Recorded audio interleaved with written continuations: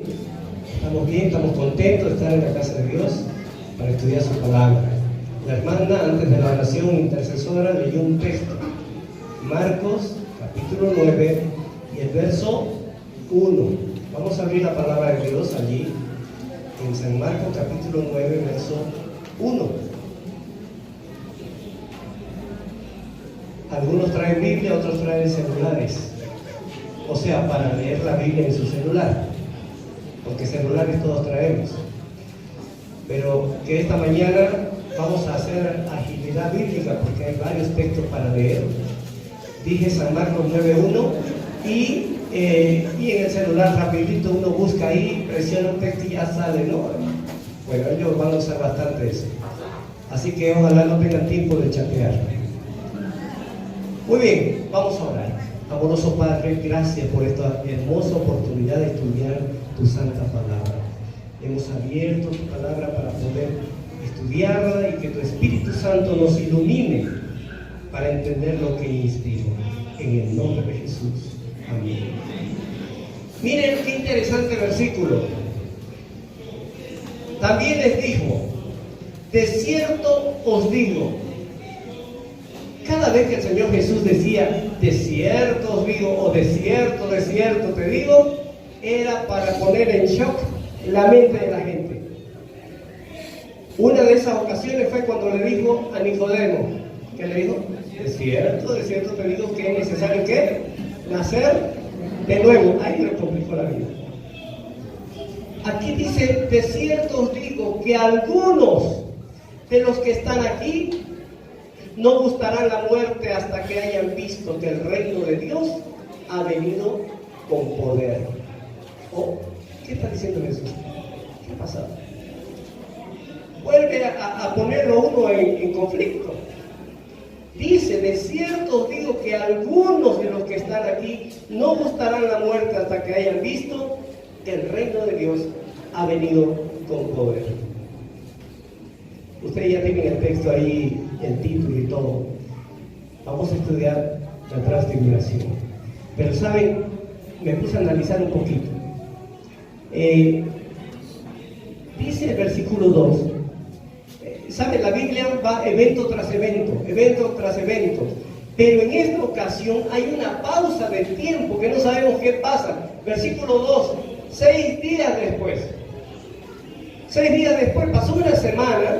Y Lucas dice 8 días después de la promesa hasta el cumplimiento de lo que Jesús había dicho.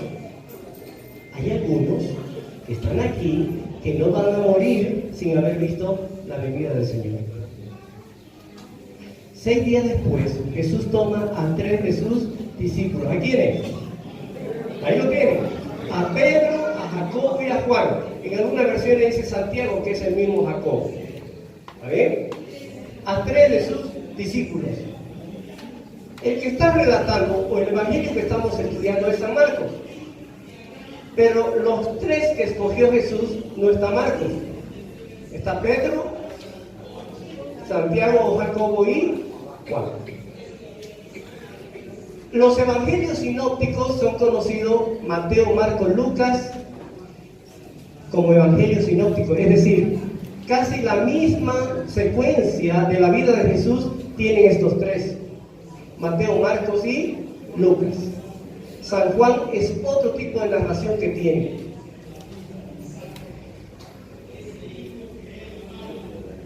Juan, uno de estos 3, es San Juan y no menciona la transfiguración. Uno de los 3 testigos de la transfiguración era Juan. Y Juan escribe el Evangelio según San Juan, pero no está la transfiguración. Sin embargo, en Mateo, en Marcos y en Lucas está esta historia de la transfiguración. Interesante. ¿Por qué? De estos 3, de Mateo, Marcos y Lucas, solamente Mateo era uno de los 12 apóstoles. ¿Estamos de acuerdo? Marcos, ¿quién era Marcos? Y Lucas, ¿quién era? Veamos. Marcos recibió la enseñanza, miren ustedes, directamente de Pedro. y Pedro era uno de los 3 que participaron de la transfiguración. Veamos rapidito, Primera de Pedro 5:13. Primera de Pedro 5:13. Yo voy a leer, y si usted quiere anótese en los textos y después lo estudie en casa porque el tiempo nos corre. Primera de Pedro 5:13 dice: Pedro, la iglesia que está en Babilonia, elegida juntamente con vosotros, ¿y qué más dice? Y Marcos, mi hijo, os saludan. Marcos fue discípulo directo de Pedro. Toda la enseñanza que Marcos recibió, ¿la recibió de quién? Del apóstol Pedro. Ahora vamos entendiendo por qué Marcos relata la transfiguración, porque Pedro se lo contó. Pedro era uno de los 3 que estaba allí: Pedro, Santiago y Juan. Hechos 12:12. En Hechos 12:12 encontramos una referencia más de este Marco. Hechos 12:12. Lo hemos estudiado, ¿no? Cuando Pedro salió de la cárcel por un milagro, el ángel abrió y salió y se fue directo a ¿dónde? Versículo 12, Hechos 12:12. Al darse cuenta Pedro de esto, que estaba ahí fuera de la cárcel, llegó a casa de María, la madre de quién? De Juan, el que tenía por sobrenombre Marcos. Muchos estaban allí reunidos orando. Ahora Marcos tiene 2 nombres: Juan Marcos. Este Marcos, discípulo de Pedro, ahí lo vemos. Pedro iba a esa casa y prácticamente ahí estaba este joven, Juan Marcos. Marcos no fue testigo de la transfiguración, pero Pedro sí. Ahora hay algo que me llamó mucho la atención. Marcos 14:51. Vamos, Marcos 14:51. Quiero que suene, eso es lo más lindo. Cuando un pastor predica o un hermano predica, ¿saben? 2 cosas lindas suceden en la iglesia, que nos encanta escuchar a nosotros. Es el amén y las hojas que suenan de la Biblia. ¿Amén? Eso. Mire, Marcos 14:51. No sé si alguna vez leíste este versículo. No sé si alguna vez lo leíste. Y no sé si alguna vez te preguntaste por qué está esto acá. Es en la única parte de los 4 evangelios que se menciona esto. No hay referencia. 14:51 dice: pero cierto joven lo seguía, cubierto el cuerpo con una sábana. Le prendieron, pero él, dejando la sábana, huyó desnudo. ¿Leyeron alguno de ese texto? Nunca. ¿Y quién lo escribe? San Marcos. Los estudiosos de la Biblia han llegado a la conclusión de que este versículo es una referencia a sí mismo. ¿A quién? Al joven Juan Marcos. En ningún lado está. Muy bien, ya sabemos quién es Juan Marcos. El que escribe el Evangelio de San Marcos es Juan Marcos, el de la discordia cuando se peleó Bernabé con Pablo, ¿me acuerdan? Este jovencito que se volvió y se molestó porque después Bernabé, era sobrino de Bernabé, quería llevarlo de nuevo a hacer la obra misionera y Pablo se enojó.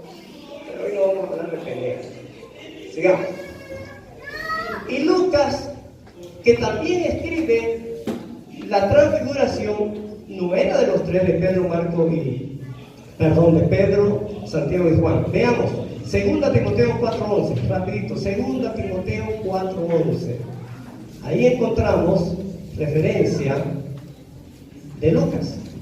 2 Timoteo 4:11, sí. ¿Qué dice allí? Dice: solo Lucas, está escribiendo Pablo, solo Lucas está conmigo. Toma ¿a quién? A Marcos y tráelo contigo. Porque, ¿qué dice acá? Porque me es útil para el ministerio. ¿Sabe que este jovencito que se acobardó y se volvió y después fue motivo de discusión y de pelea, llegó a ser un joven valiente? El trabajo de Marcos, ¿sabe qué era? Predicar. Y ustedes saben que antes la predicación especialista en esto. Fue útil, Dios lo escogió y él contaba lo que había escuchado de Pedro. Él lo predicaba y lo contaba. Y de tal forma era tan agradable escucharlo a Marcos predicar que Pablo dice: trae a Marcos porque me es útil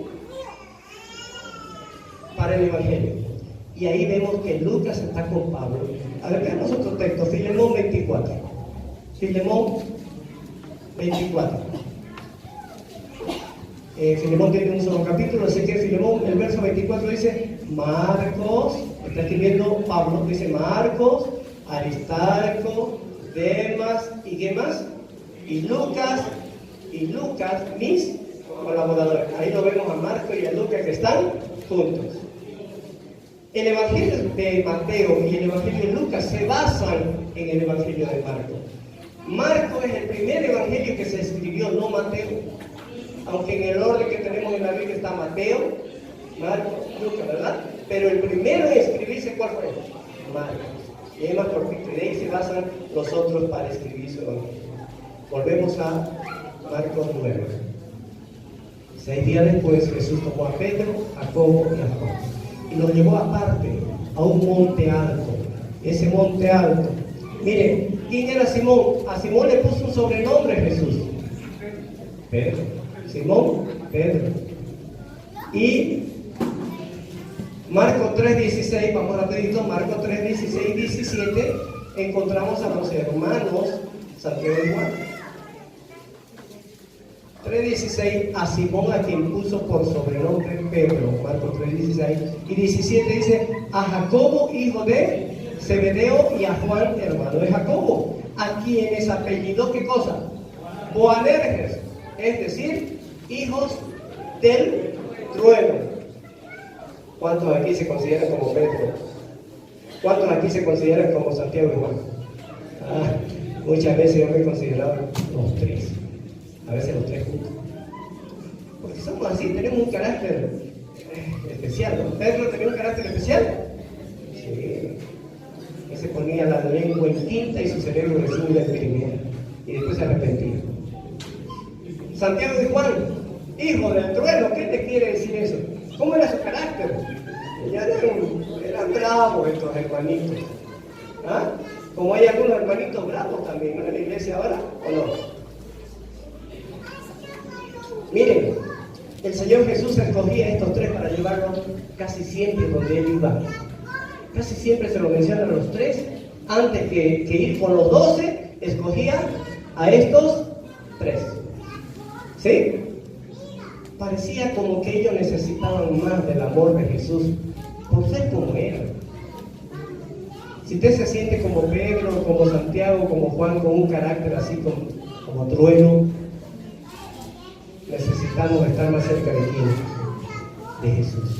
Marcos 5:37, mire lo que pasa ahí. Marcos 5:37 nos dice: cuando murió la hija de Jairo, no permitió que lo siguiera nadie, sino ¿quiénes? Pedro, Santiago y Juan, o Jacobo. En el Getsemaní, Marcos 14:32. Vamos, Marcos 14:32. ¿Qué pasó allí? Vinieron pues a un lugar que se llama Getsemaní.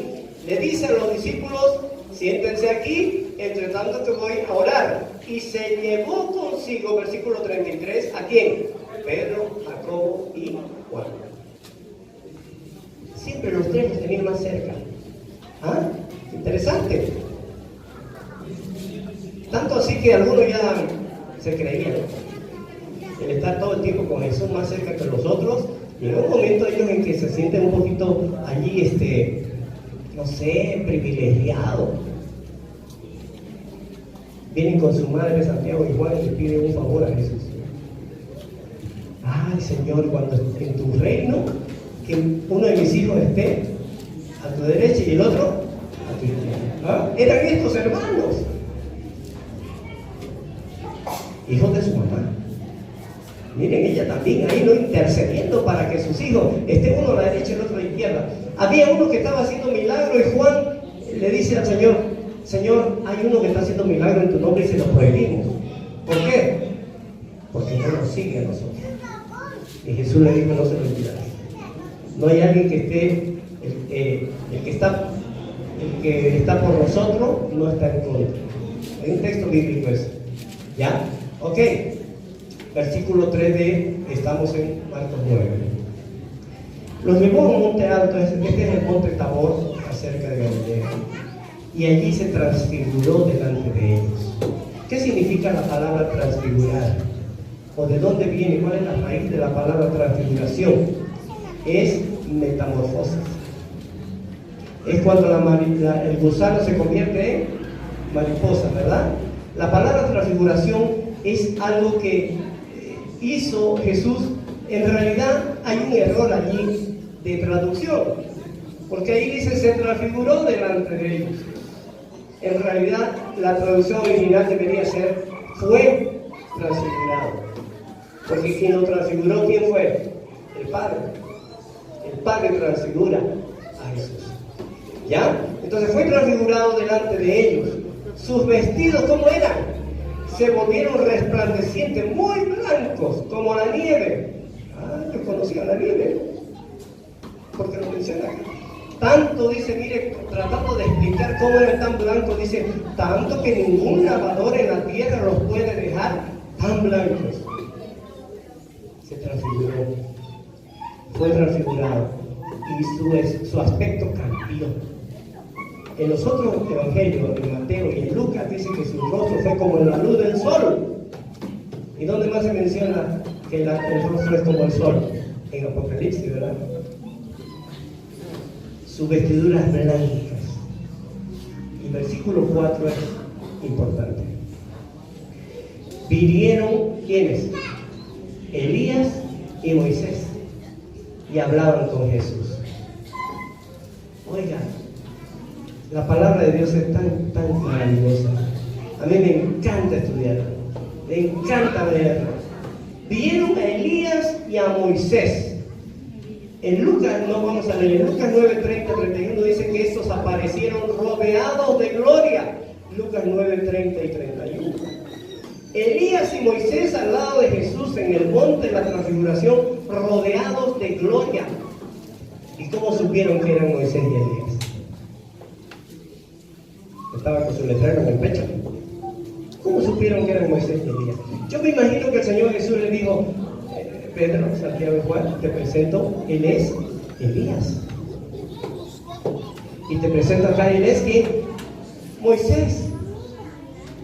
Ha tenido que haber una charla, porque ellos le miraron a decir, me dejó su foto colgada en el Facebook. Ellos no lo conocían. Ha tenido que presentarse. Elías, ¿y quién? Moisés. Oiga, ¿y qué hacían Moisés y Elías? ¿Qué hacían? Recordemos de Elías, ¿qué pasó? Segunda de Reyes 2:11. Segunda de Reyes 2:11. ¿Qué pasó con Elías? ¿Por qué estaba allí? Sabemos la historia, ¿verdad? Por favor. Y aconteció que yendo ellos y hablando, he aquí un carro de fuego con caballos de fuego, apartó a los dos. Elías subió al cielo en un torbellino. Elías fue llevado vivo al cielo, ¿estamos de acuerdo? Sí, Elías no murió, fue llevado, fue transportado, fue trasladado al cielo, dice un carro de fuego con caballos de fuego en un torbellino. Muy bien, por eso estaba allí en el monte de la transfiguración. Elías estaba vivo y vino del cielo. ¿Quién más estaba? Vamos, Deuteronomio 34, Deuteronomio 34:4. Ahí aparecen los días finales de Moisés. Miren, versículo 4. Y le dijo Jehová, esta es la tierra que prometí a Abraham, a Isaac y a Jacob, diciendo, a tu descendencia la daré. Te he permitido verla con tus ojos, pero no pasará allá. Versículo 5, ¿cómo comienza diciendo? Allí murió Moisés. Versículo 6, y lo enterró. ¿Qué había pasado con Moisés? Había muerto y fue enterrado. Dios mismo lo enterró. Pero hay algo que llama la atención aquí. No conoce el lugar de su sepultura hasta hoy. Los judíos eran bien celosos en cuanto a dónde sepultaban a sus seres queridos. Inclusive hasta José pidió que sus huesos fueran de vuelta, la cueva de Macpela y todo aquello. Pero en el caso de Moisés, el gran líder de Israel, nadie conoció qué cosa, su sepultura. ¿Por qué? Y aquí vamos a Judas, el libro anterior de Apocalipsis, Judas, verso 9. Judas, verso 9. Si no hubiera este texto aquí en la Biblia, podríamos meternos en serios problemas con el estado de los muertos. Judas 9, ¿qué dice? Pero cuando el arcángel Miguel luchaba con el diablo disputándole ¿qué cosa? El cuerpo de Moisés, no se atrevió a proferir juicio de maldición contra él, sino que dijo, el Señor te reprenda. ¿Por qué estaba Moisés ahí en el monte de la transfiguración? Porque había sido resucitado. ¿Saben, hermanos? El único requisito para estar en el cielo es estar vivo, hermano. No significa que si yo me muero ahora no voy a ir al cielo. No. Significa que si yo me muero, para ir al cielo, ¿cómo tengo que estar? ¿Dónde están los muertos ahora? Ahora, menciona allí que cuando el arcángel Miguel luchaba con el diablo, ¿cuántos arcángeles existen? ¿Cuántos arcángeles existen? Solo uno. El arcángel Miguel. ¿Y quién es? Jesús. El título de arcángel Miguel, él lo usa cuando está en una lucha directa con el diablo. Aquí estaban peleando ¿qué cosa? El cuerpo de Jesús. Ahora, ¿recuerdan en Apocalipsis 12 que hubo una batalla en el cielo? ¿Sí? Mire, Apocalipsis nos dice lo que sucedió antes de que el mundo fuera creado. Qué hermoso, ¿no? Cómo la Biblia te va revelando cosas. El último libro de la Biblia te dice lo que pasó en el cielo antes de que el mundo fuera creado. Y dice que hubo una batalla en el cielo. ¿Y quién luchaba? Miguel. ¿Quién era Miguel? Jesús. El único arcángel. Miguel y sus ángeles contra el dragón y sus ángeles. Y fueron expulsados. Solo uno. Entonces, ese es el título. Primera de Tesalonicenses 4:16. Primera de Tesalonicenses 4:16.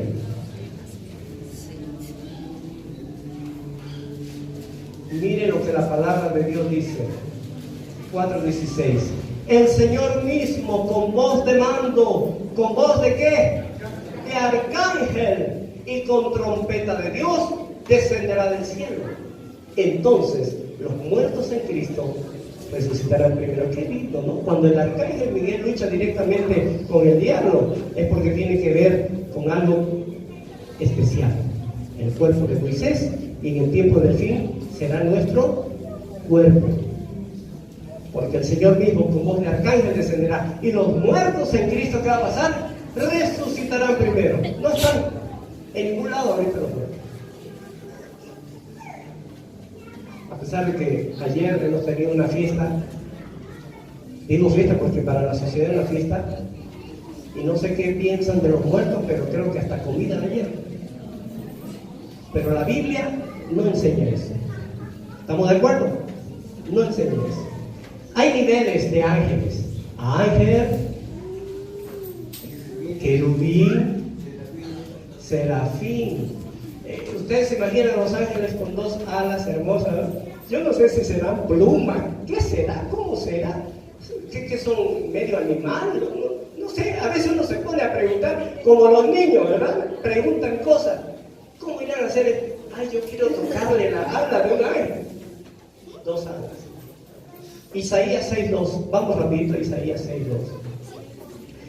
Y nos habla de un nivel de ángeles, de un rango. Isaías 6:2, que a mí también me llamó mucho la atención y no sé si lo vamos a poder ver. ¿Cuándo? Pero ahí está, Isaías 6, 12. El hermano dijo, los serafines. Por encima de él había, ¿qué dice? Serafines. Y miren lo que tenían estos serafines. Cada uno tenía 6 alas. ¿Ah? Con 2 cubrían su rostro, con 2 cubrían sus pies y con 2 volaban. ¿Se imaginan cómo será eso? Si con 2 alas ya me complico, ¿cómo será con 6? Pero esos son los serafines, los querubines, los protectores. ¿Recuerdan cuando Adán fue expulsado del Edén? Junto al árbol puso querubines con espadas allí, guardianes. Inclusive Satanás, que era Lucifer, bonito nombre Lucifer, pero nadie le va a poner eso a su hijo, ¿verdad? Claro, era un bonito nombre, porque era un ángel, pero nadie le va a poner eso a su hijo. Entonces, mire, él era un querubín, ¿o no? Era un querubín protector, él estaba allí cerca de Dios. Ahora miren, los serafines entre medio allí, con 6 alas. Volvemos a Marcos 9.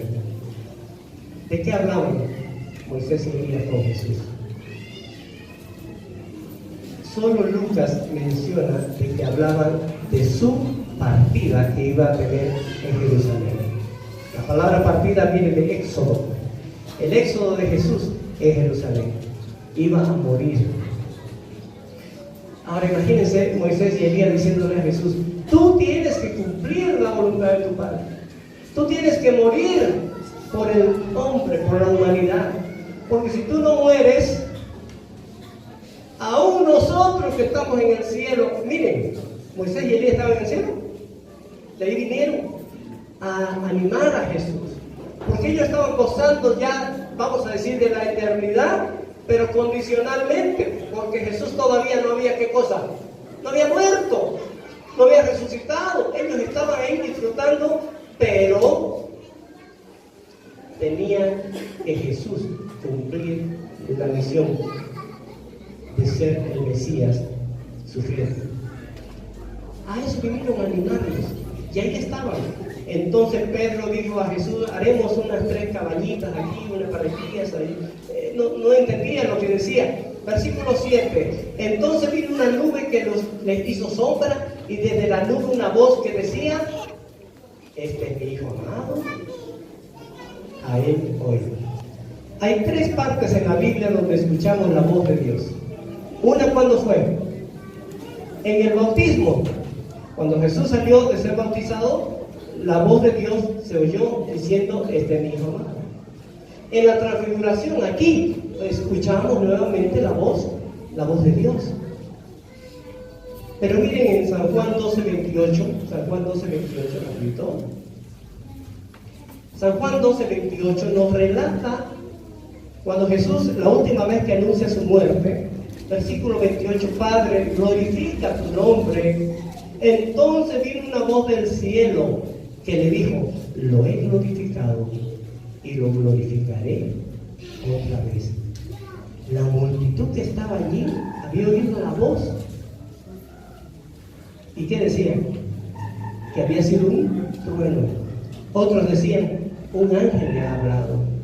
Y Jesús respondió y le dijo, no ha venido esta voz por causa mía, sino por causa de vosotros. Aquí vemos al Padre hablando otra vez, haciendo audible su voz.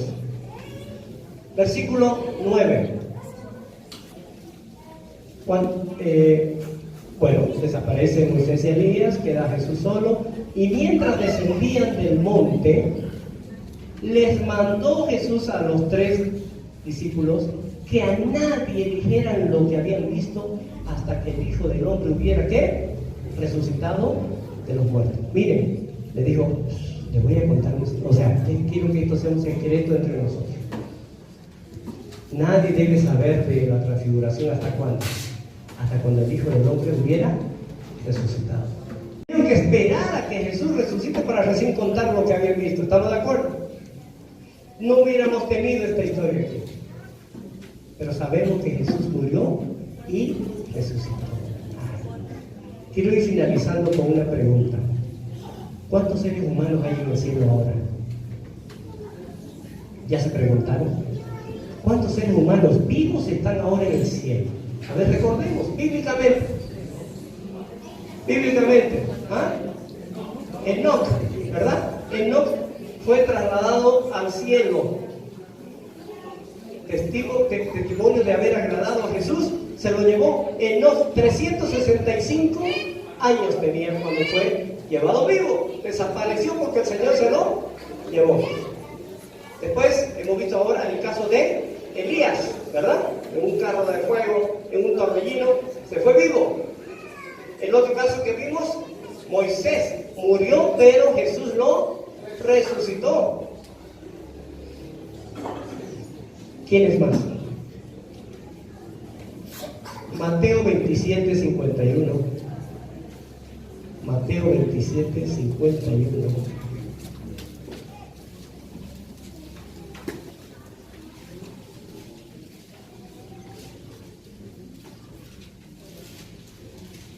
Jesús está colgado en la cruz. Pero Jesús, habiendo otra vez clamado a gran voz, entregó el Espíritu. Entonces el velo del templo se rasgó en dos, de arriba abajo. La tierra tembló, las rocas se partieron, los sepulcros se abrieron, y muchos cuerpos de santos que habían dormido se levantaron.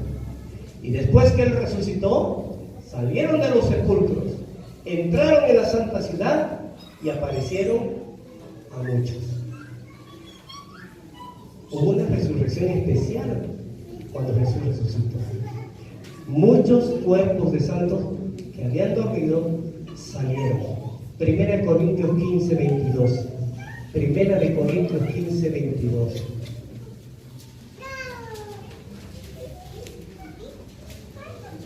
Dice, pero ahora Cristo ha resucitado de los muertos, primicia de los que murieron es hecho.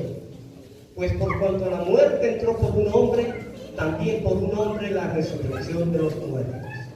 Así como en Adán todos mueren, también en Cristo todos serán, ¿qué cosa? Vivificados, pero cada uno en su debido orden. ¿Cuál es el orden? ¿Cristo? ¿Resucitó Cristo? Sí, Cristo. ¿Qué más dice? Las primicias, ojo, las primicias, y luego los que son de Cristo, ¿cuándo? En su venida. Y luego el fin. Miren, cuando el Señor resucitó a un grupo de personas que, de acuerdo a la Biblia, son consideradas las primicias. ¿Qué era la primicia? Eran los primeros frutos. Y Jesús se llevó los primeros frutos al cielo a mostrarle al Padre. Todas las ceremonias que habían antes, incluyendo la fiesta de las primicias, de la gavilla mecida y todo aquello, Jesús lo cumplía al pie de la letra.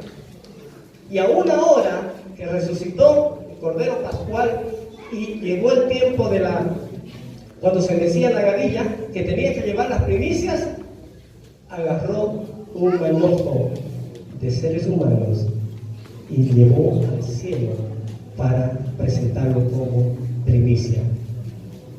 Permítanme leer lo que el Espíritu de Profecía dice con respecto a esta parte.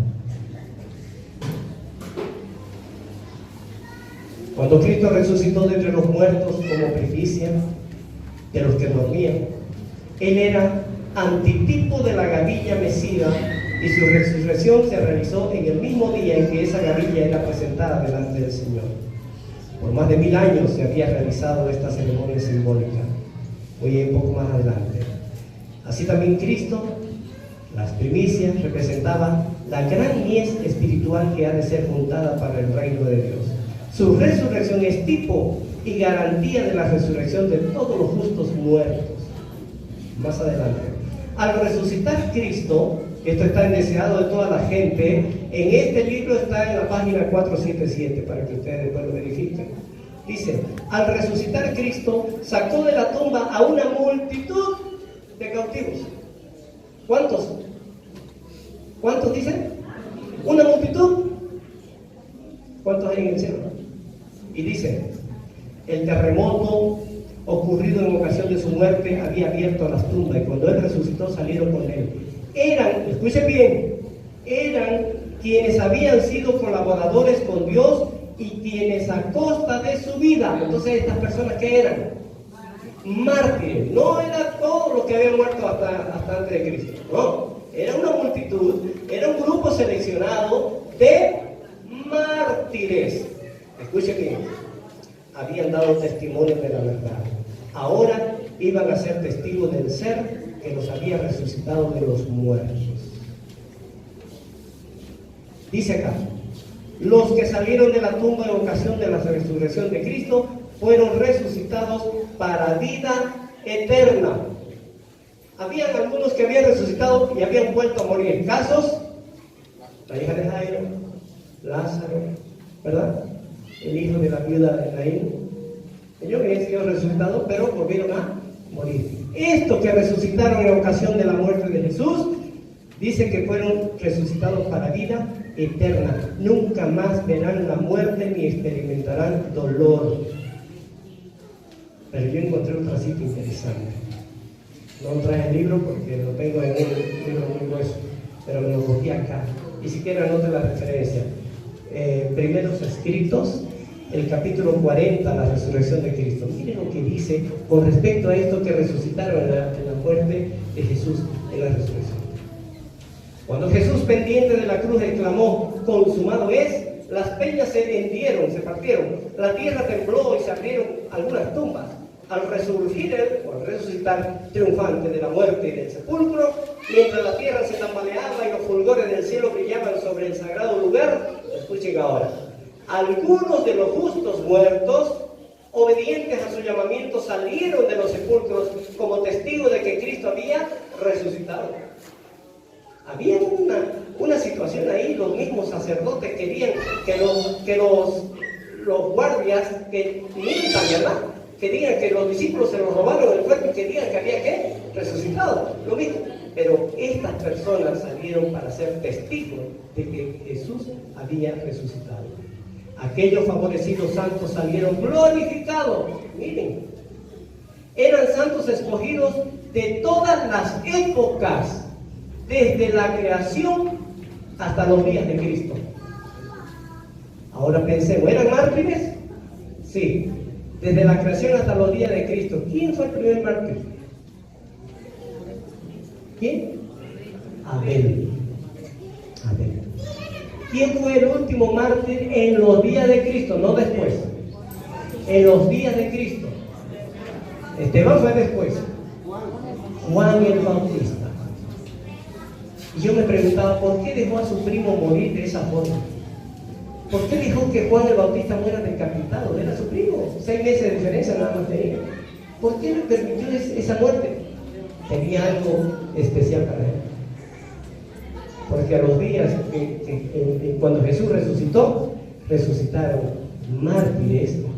Espíritu Profecía, yo sé que a algunos les interesan los libros de Juan, pero si no fuera por esto, no habría esperanza. También dice, eran santos escogidos de todas las épocas, desde la creación hasta los días de Cristo. Los resucitados diferían en estatura y aspecto. Algunas veces se preguntaron, cuando Jesús venga, nosotros resucitemos, ¿todos vamos a ser del mismo tamaño? No sé si ustedes se preguntarán cuando leen la Biblia.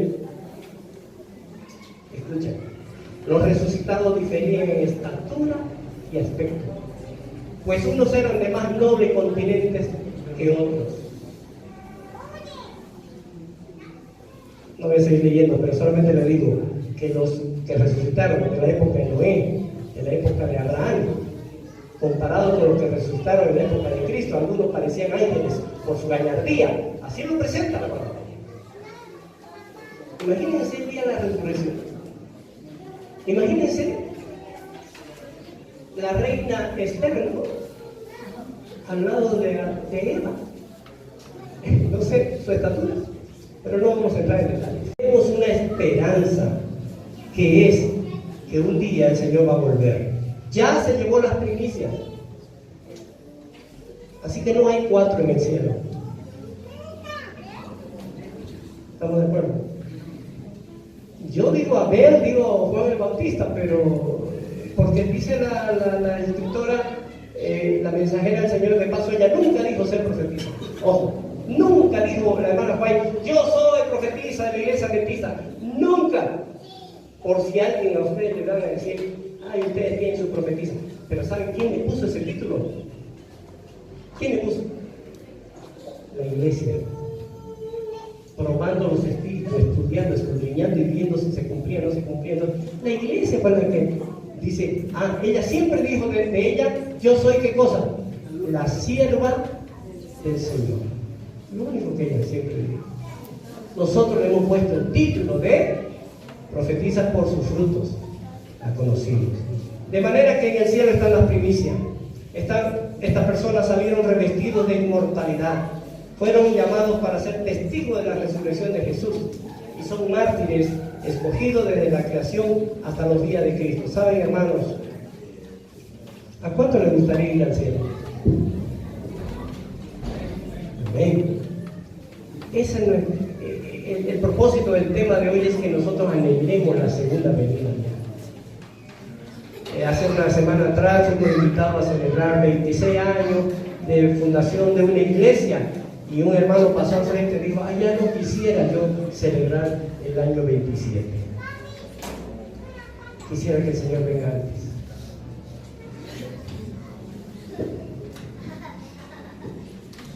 El Señor quiere unir la familia del cielo con la familia de la tierra.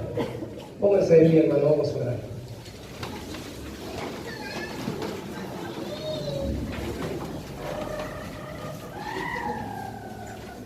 Amoroso Padre Celestial, oh Señor, estamos emocionados y agradecidos por tu palabra, porque nos habla y nos explica a sí misma, porque no hay que inventarse nada, porque todo está escrito, Señor. Tu Espíritu Santo nos guía, nos enseña, nos muestra las cosas que han sucedido y por qué y para qué suceden. Y lo único que queremos nosotros en esta mañana es tomar una decisión: que yo en mi casa te sirvamos, que podamos estar preparados para cuando tú vengas, Señor, con poder, con gloria. Si estamos vivos, que seamos trasladados como Elías.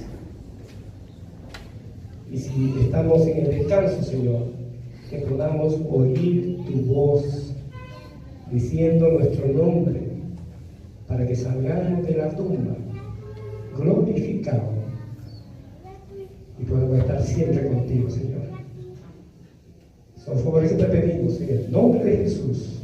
Amén.